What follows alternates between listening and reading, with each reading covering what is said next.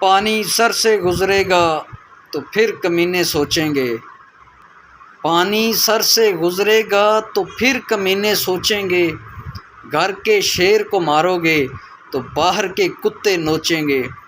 عمران اصغر ڈوگر، پاکستان نظریاتی پارٹی پاک پتن آپ سے مخاطب ہوں۔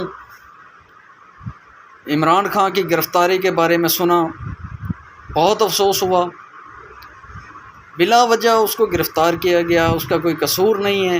اونچی ہتھ کنڈے، سیاسی انتقام، یہ ساری چیزیں اگر ملائی جائیں تو وہ عمران خان پہ آزمائی جا رہی ہیں۔